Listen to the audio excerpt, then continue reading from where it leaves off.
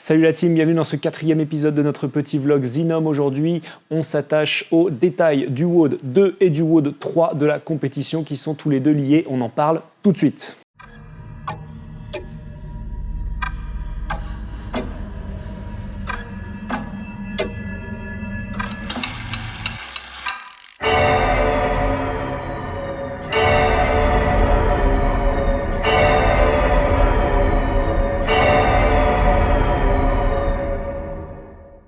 On va détailler le WOD numéro 2, c'est un AMRAP de 8 minutes qui va se composer essentiellement de 2 mouvements gymniques, wall walk et rope climb. Vous allez être sur une pyramide montante. On va commencer par 2 wall walk, 1 rope climb et ensuite on va rajouter 2 wall walk et 1 rope climb à chaque tour. Ce workout sera suivi après 3 minutes de récupération imposée de l'event numéro 3 qui est l'event le plus court de Xinom, 1 minute, max cal EcoBike.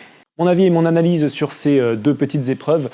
D'abord le WOD numéro 2, très content, plutôt très content parce que gym c'est plutôt mon avantage. Wall walk j'aime beaucoup, rope climb j'aime bien même si ça fait 2 ans que j'ai pas pratiqué du fait de mes épicondylites passés et du fait que j'ai un petit peu esquivé ce mouvement parce que psychologiquement je sais que c'est là-dessus que je me suis fait mal.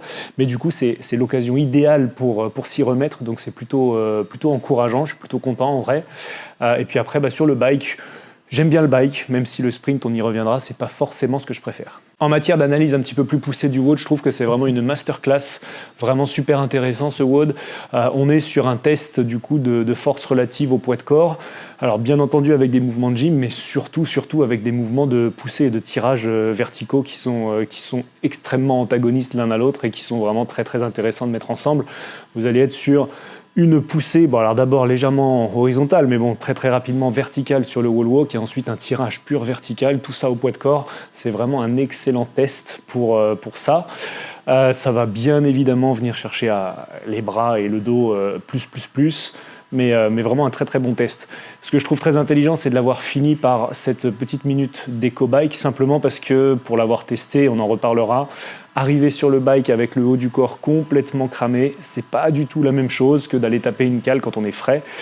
Très rapidement, en fait, la fatigue métabolique accumulée sur l'AMRAP de 8 minutes se fait beaucoup ressentir sur cette minute d'éco-bike, avec un démarrage extrêmement poussif parce qu'on n'arrive pas à activer correctement les bras. Du coup, on se retrouve full jambes, full lactique, donc très très complémentaire avec ce qu'on vient de faire juste avant. Donc vraiment, je trouve, masterclass pour cet event 2 et 3. Si on devait aborder la question des inconnus, il n'y en a pas forcément beaucoup, mais c'est simplement plutôt l'organisation du floor le jour J. Moi, les tests que j'ai pu faire à la boxe, je me suis mis 6 mètres d'écart entre l'endroit où je faisais mes wall walk et ma corde. Je pense que ce sera globalement réaliste. Ils ne vont pas s'amuser à mettre des 20 mètres pour aller chercher les deux mouvements, parce qu'il va falloir que ça aille relativement vite en matière de transition. C'est la seule véritable inconnue qui, je pense, stratégiquement, ne va pas jouer grand-chose sur ce WOD. En matière de préparation pour ce WOD, pas grand-chose à dire. Du travail technique essentiellement sur les wall walk, je suis à l'aise, donc je consolide les acquis, mais je ne les travaille pas forcément beaucoup plus. Ce sur quoi j'ai beaucoup accentué, évidemment, c'est les rope climb, reprise des rope climb classiques, renforcement avec du legless, renforcement aussi avec du pegboard, parce que c'est vraiment cette position-là, isométrique, qui me faisait mal, que ce soit sur le pegboard ou sur la redescente des cordes. Donc gros travail pour moi sur les montées de cordes et essentiellement aussi sur la descente de la montée de corde, parce que je pense, on en reparlera dans la stratégie, que ça va beaucoup se jouer sur la capacité à descendre de manière très efficace sur ces rope climb. Bien entendu d'être efficace sur la montée, mais aussi sur la descente. J'essaie de travailler ça, je ne suis pas sûr d'arriver avec une technique aussi stylée que certains sur YouTube que je regarde et je me dis waouh, j'aimerais trop savoir faire ça. Je vais essayer de bosser ça, mais pas sûr qu'à Dallas, vous me voyez faire un truc comme ça. Sur la préparation EcoBike, pas grand chose à dire, c'est un intervalle training que j'ai mis en place. Globalement, le schéma que je suis actuellement, je fais 40 secondes de travail de sprint, 80 secondes de récupération et je fais ça 7 tours. J'ai commencé par valider 14 cales, ensuite j'ai validé 15 cales, 16, 17, 18, là j'en suis à 19 et j'essaie de monter comme ça. Ça va me permettre d'avoir une grosse cadence sur les 40 premières secondes pour ensuite essayer d'envoyer encore plus fort sur la fin. Si on parle maintenant un petit peu stratégie et analyse des WOD pour l'event 2, pour moi, ma stratégie pour l'avoir testé un petit peu, c'est de ne pas prendre ce fameux mur à 4 minutes parce que c'est ce qui s'est passé globalement. Les premières séries sont courtes, on les enchaîne vite. On fait un peu bêtement monter le cardio alors que ça ne sert à rien et on prend un mur énorme, une grosse claque, notamment quand il s'agit d'aller taper les 8 wall walk. Là, on prend 2 secondes par terre et puis 2 secondes, ça devient 4, etc., etc. Vous connaissez la chanson. Donc du coup, l'idée, ça serait de partir sur un pace très très maîtrisé, au moins jusqu'à la deuxième, troisième minute, et doucement accélérer pour essayer de finir le plus fort possible. Ça va permettre aussi de conserver sa technique sur les rope climbs, parce que ce qui est très compliqué, c'est que quand on prend ce fameux mur des 3-4 minutes, sur les rope climbs, on devient beaucoup moins précis, on ajoute très rapidement un crochet supplémentaire à la réalisation d'un rope climb, on est moins précis dans les descentes, on se crame en excentrique, etc., etc., voire on risque un no-rep. Et un no-rep sur un rope climb dans un workout, on sait très bien que mentalement... Donc du coup, tout ça, c'est à éviter. Éviter une surfatigue et essayer d'être le plus frais possible pour finir sur 3 dernières minutes à une bonne intensité. En ce qui concerne la transition, 3 minutes de transition, c'est pas forcément anodin. J'en ai pas parlé avant. J'essaie de m'entraîner aussi sur ce format-là. À chaque fois que je teste ce WOD-là, je fais ces fameuses 3 minutes et je fais mon max cal echo. Sur ces 3 minutes-là, j'ai testé plusieurs petites choses. La première minute, de toute façon, c'est récupérer son souffle de base, parce qu'on est un petit peu oxy. Mais sur les 2 minutes suivantes, j'essaie de me caler des respirations carrées. J'essaie de travailler ça sur différents formats, voir ce qui me va bien.